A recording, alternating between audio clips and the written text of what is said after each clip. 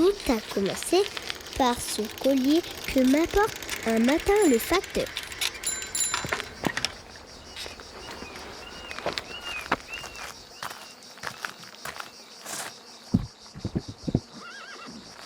Il y a une petite lettre avec mon cher pote.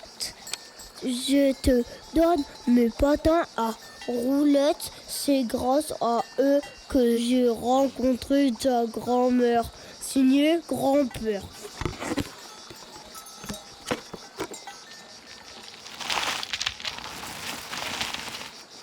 À peine je les ai au pied, je perds l'équilibre et plouf! Il va falloir que j'apprenne à freiner. Je remonte sur la terre ferme, mais ici, il y a trop de cailloux et trop de trous. Ça ne roule pas bien du tout. Sur l'herbe, ça ne va pas non plus. Je suis carrément coincée. Mais alors, où est-ce que je vais patiner ? En regardant passer un train, j'ai une idée sur la voie ferrée. Mais je suis obligée de faire le grand écart pour que mes patins touchent les rails. Il paraît que les trains qui passent dans cette gare vont à Paris.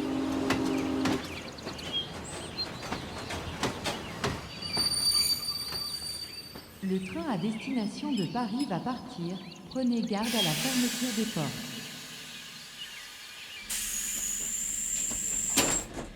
Je monte. Le train est presque vide. Il se remet en marche et roule longtemps, longtemps, longtemps. Ce train est à destination de Paris-Gare de Lyon. Lorsque j'arrive à Paris, il fait presque nuit.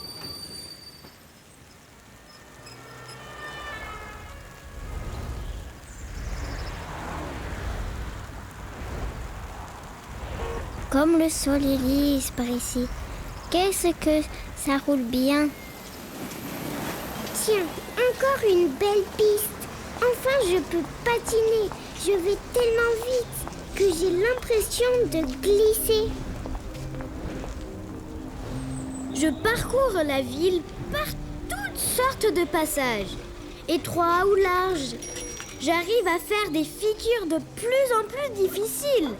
L'avion, le slalom arrière. Je deviens un champion du patin à roulettes.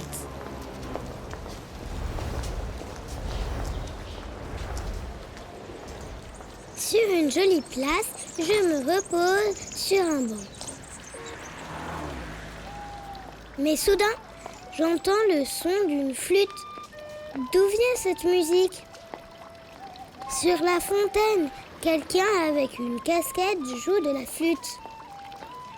En m'approchant, je vois une jolie minette. Elle continue à jouer sans me regarder. Elle n'a pas de casquette, mais de très jolies petites oreilles de musicienne. Et c'est comme ça que je rencontre la mine. Elle est d'accord pour qu'on joue tous les deux. Mais ici, il y a des gens qui voudraient dormir. Furieux, ils nous jettent tout ce qui leur tombe sous la main. Vite, allons-nous-en, dit la mine en m'entraînant dans les petites rues.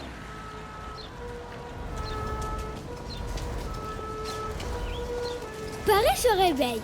On entend les sirènes de police.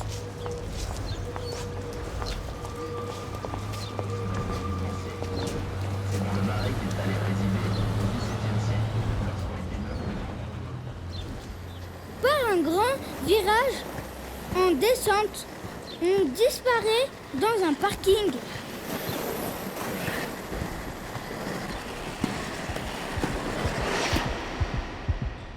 Il fait noir. La seule lumière que l'on voit vient de l'ascenseur.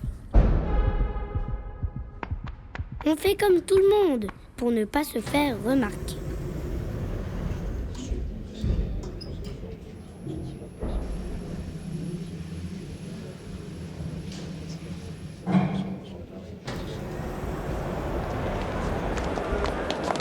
Quand les portes de l'ascenseur s'ouvrent, c'est la bousculade.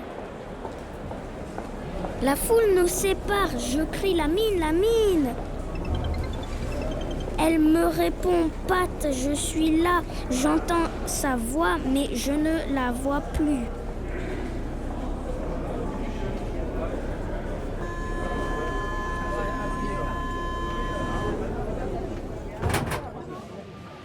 Sans comprendre comment je me retrouve dans un métro, les portes se ferment. La mine, où es-tu?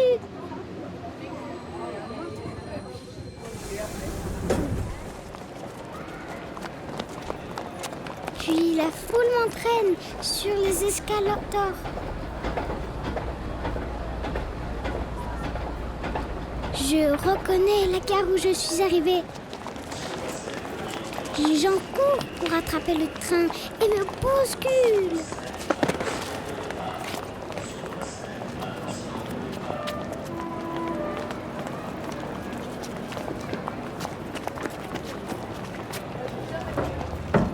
Et par-dessus le wagon, je vois, oui, la mine. Elle court sur le quai d'à côté. Je traverse le train pour l'appeler.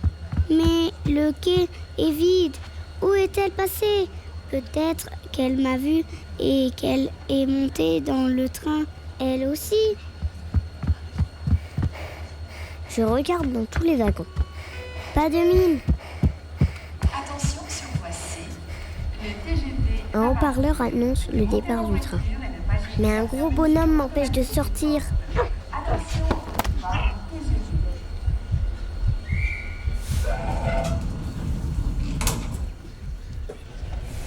Trop tard. Le train file vers la campagne. J'ai peur de ne jamais revoir la mine. À ce moment, je suis triste. Dans les virages, on voit tous les wagons du train. Tout à coup, derrière une fenêtre, j'aperçois une silhouette grise avec 2 oreilles. Je me précipite pour la rejoindre, pourvu que ça soit elle. Mais non, c'est un contrôleur avec une vraie casquette. Il me barre la route. Il n'a pas du tout l'air content. Et toi, le lapin, reviens ici. Je m'enfuis laissant tomber mon patin. Le contrôleur me poursuit et glisse sur le patin. Fait une grande pirouette et se rattrape à la poignée de la sonnette d'alarme. Un terrible grincement m'emplit les oreilles. C'est le train qui freine. Il s'est arrêté au milieu d'un pont très haut. Je reconnais ma rivière tout en bas et sans réfléchir, je saute. Je pense à la mine. J'ai l'impression de l'avoir abandonnée. Derrière moi, j'entends un gros plouf. Je me retourne et je vois le sourire mouillé de la mine. C'est bien elle que j'avais vue dans le train et elle n'a pas eu peur de sauter pour me suivre. On s'est laissé emporter par le courant de la rivière en se tenant la main. Et j'ai pensé, oh merci grand-père, tu m'as fait un beau cadeau avec ces patins. Les nouveaux amoureux se laissent glisser sur la rivière main dans la main. Ils sont heureux et plus rien d'autre ne compte. Alors, ils ne se rendent pas compte que la rivière va plus vite, que le courant devient plus fort. Maintenant, ils ont peur. Ils essayent de rejoindre le rivage. Impossible. La mine est accrochée de toutes ses forces au lapin. Celui-ci fatigue à force de nager. Il aperçoit un vieux tronc d'arbre qui flotte. Ouf! Il se hisse dessus avec la mine. Un instant, ils sont soulagés. Mais le courant est de plus en plus fort. Au loin, il devine une cascade.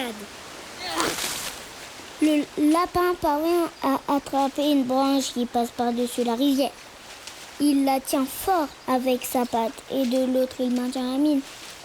Vont-ils enfin parvenir à être sauvés? Au prix de gros efforts, ils parviennent en haut de l'arbre. Ils escaladent la branche. Pat est effrayée, mais ne dit rien à la mine.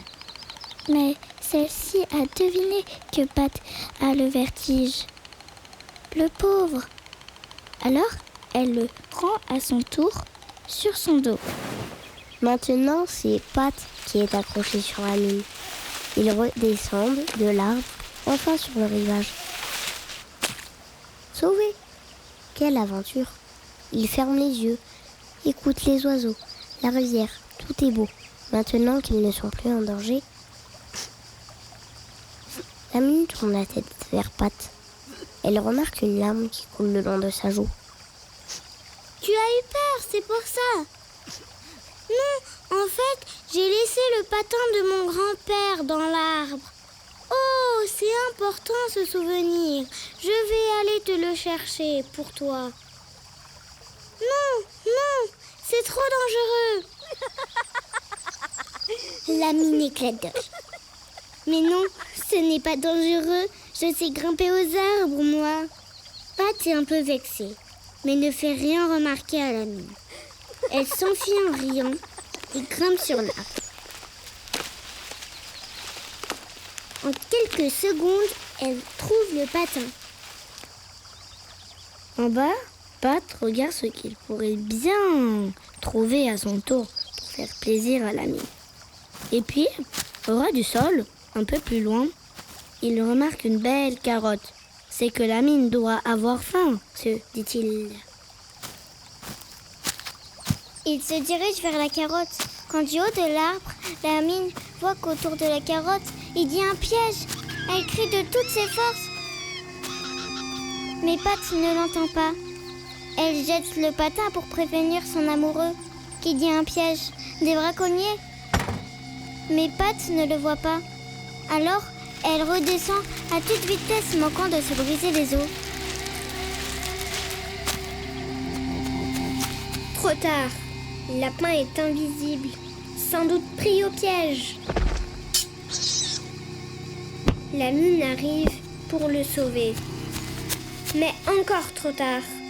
Deux braconniers se rapprochent du piège et récupèrent le lapin assommé. Que faire? La mine se cache dans un buisson. Les braconniers mettent Pat dans une cage et se dirigent vers leur voiture. Elle les suit en cachette. Les braconniers posent la cage dans la malle arrière à ciel ouvert de leur grosse voiture. Il y a des tas d'animaux prisonniers.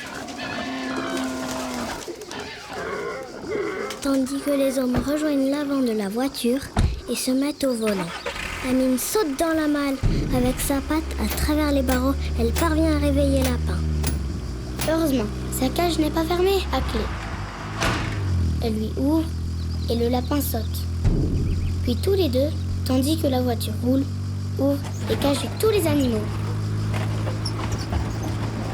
Puis la mine leur dit de s'apprêter, tous à sauter. À son signal, elle se met à pousser un énorme miaulement de chat et griffe le haut du toit. La voiture s'arrête. Tout le monde s'enfuit dans les bois. La mine miaule encore de toutes ses forces. Puis quand les portes s'ouvrent enfin et que les braconniers sortent, elle s'enfuit à son tour. Tous les animaux courent, maintenant derrière la mine. Avec ses yeux de chat, elle voit loin, elle voit bien. Après des longues minutes de course, qui semblent des heures, tant ils sont fatigués, ils s'arrêtent dans une grande clairière au beau milieu de la forêt.